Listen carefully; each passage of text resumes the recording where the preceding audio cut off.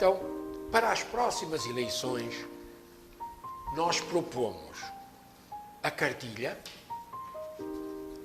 orientações para as eleições de 2024.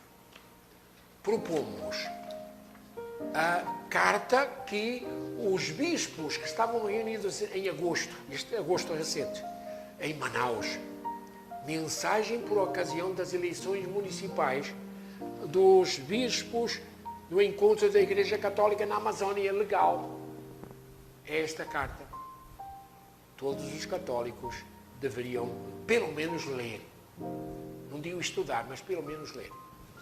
E sugerimos ainda para as eleições, então, estas reflexões que o nosso bispo Dom Bernardo pediu que fossem divulgadas a nível diocesano. Então, por isso mesmo, nós deveremos também ter um pouquinho de conhecimento. Muitas destas coisas nós já ouvimos falar, só que nós não gravamos e depois falamos à toa, dizendo, não tem nada que se meter na política. Alguém fala, nem isso mesmo, não tem nada. Mas é só ler os documentos e você nunca mais vai falar uma besteira dessas. Então vamos ver aqui a segunda parte desse pequeno apontamento sobre a doutrina da Igreja para as eleições municipais de 2024. Temos no Brasil duas eleições separadas, você sabe muito bem.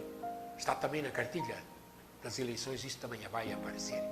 As eleições locais municipais, elegem prefeitos e vereadores, e as eleições federais, que aí elegem deputados estaduais, governadores, deputados federais, senadores e o próprio presidente da República. Essas eleições são alternadas, então de 4 em 4 anos eles têm essas eleições e as municipais e as federais têm uma diferença de 2 anos. Portanto, este ano de 24 são as eleições municipais, daqui a 2 anos são as eleições federais, que vão eleger os novos governadores e o novo presidente. Então, estas eleições, as que mais nos interessam são as municipais. Por quê? Aqui está. É que a classe média e alta lutam nas eleições municipais para eleger representantes dos seus ideais políticos, dos partidos, e dos seus interesses financeiros. Eu quero colocar alguém que depois me beneficie nas licitações municipais. Então, os de classe média e alta não têm outra preocupação, não querem lá saber. O que eles querem ter um pouquinho de lucro na outra legislatura, com um outro governo. Ora bem, essas eleições interessam muito mais aos eleitores pobres, que é a grande maioria do povo. O pobre não quer saber de ideologia de partido, não querem saber de programa de governo, não querem saber dos valores que os candidatos defendem. Pobre, o que ele quer é receber algum benefício imediato, seja uma promessa real de emprego ou de algum bem material, as tais telhas, tal cimento, esses bens que fazem negócio. Eu te dou o voto, tu me dás o bem que eu preciso. O voto é usado como uma troca de favores, um negócio. O que é que eu vou ganhar se eu votar em você? É o eleitor querendo corromper o candidato. Normalmente é o candidato que corrompe o eleitor. Mas quando o eleitor pergunta o que é que eu vou ganhar se eu vou votar em você, é o eleitor que está corrompendo o candidato. Além de crime eleitoral, tal motivação é moralmente condenável. Mas o Padre Manuel pergunta aqui, alguém já confessou esse pecado? de vender o voto? O Padre Manuel ousa dizer, nunca. Eu nunca escutei. Alguém confessou que votou vendendo o voto. Mas vender o voto é pecado. E eu vou vos dizer porquê. Eu sou conivente com o crime eleitoral. Portanto, se é crime e eu aceito, eu também sou culpado. Ajudo o candidato a se desviar da sua missão. E a sua missão é defender os interesses do povo. Ao vender o voto, ele já não tem mais compromisso em defender o povo. É pecado porque sou egoísta, preferindo o bem pessoal ou da minha família ao bem comum. Egoísmo. Outro pecado, eu contribuo para que mais um candidato corrupto entre na política. Porque se o candidato compra voto, se torna corrupto. A lei contra a corrupção eleitoral é exatamente sobre isso. Quem compra voto tem que pagar na prisão ou a multa correspondente por querer adulterar as eleições, não através de palavras de convencimento, mas de bens financeiros. Isso é crime. E, finalmente, jogo no lixo todos os documentos da Igreja que pedem voto consciente. Não me interessa voto consciente, é como eu não me interessa dos mandamentos da lei de Deus. Eu vou fazer o que eu quero. Domingo eu vou para a gandaia, apesar que o mandamento me manda ir na igreja. Portanto, é pecado, sim. A igreja tem umas regras para os eleitores. E quando os eleitores não seguem essas regras, também estão pecando. O Papa Bento XVI até nos diz, há um pecado novo que não está na Bíblia. Qual é o pecado novo? Você utiliza o celular para sacanagem. Não está na Bíblia. Mas é algo moderno que precisa de ser controlado. É a voz do magistério dizendo aos católicos que há um comportamento ético quando a gente usa a internet. São, então, realidades que não estão na Bíblia, mas a Igreja atua, porque são realidades da sociedade atual. Agora, eis o resumo de como a maioria do povo católico vota nas eleições municipais aqui na nossa região. Não sei nas outras. Sabemos daqui, da nossa região. Você gosta de eleições municipais porque você vai virar cabo eleitoral. E cabo eleitoral recebe uma graninha para distribuir por este ou por aquele, em favor deste ou daquele candidato. É uma grana boa, relativamente falando, com um bico bastante fácil de executar. O eleitor alenquerense, católico também, vota nas promessas de emprego, com materiais de construção, nas passagens, nas consultas e até na gasolina. Me dá um depósito de gasolina. Completa o meu depósito de gasolina. E eu vou fazer campanha por você, sei lá. Às vezes nós votamos por amizade. Ele é meu amigo e eu prometi que eu vou fazer campanha por ele. Então eu vou votar nele e vou fazer campanha por ele, porque é meu amigo. Mas também pode ser votar por gratidão.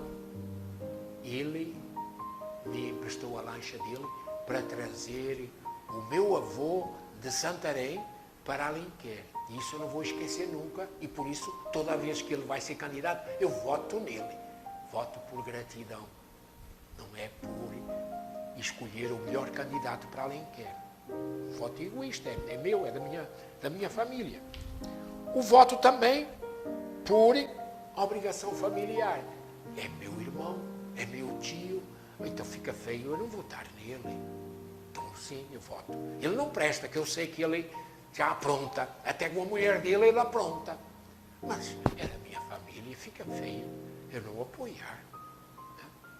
Então, voto por questões familiares. Uma outra forma de vender o voto é na véspera da eleição. Quanto é que você me der? Se é fácil, dá 10 reais, mas se é um voto mais complicado, chega até a 40, 50 reais. Voto direto na véspera da eleição. E tem pessoas que estão por aí falando que já têm reservados 20 mil para isso. Eu me lembro que, numa véspera de eleição, eu fiquei espantado que vi uma certa pessoa levando uma saca de dinheiro. E disse, que coisa é essa? E então, na curiosidade, perguntei ao caixa, e o caixa, que tem que manter assim um sigilo, disse, padre, são notas pequenas. Ele trocou por notas pequenas. Para que será? Não vamos falar, porque já faz muitos anos que isso aconteceu. A lei contra a corrupção eleitoral, ela não tem tido muito sucesso, porque continuam fazendo isso. Prometer votar e receber do candidato tal cinquentinha e depois votar noutro candidato.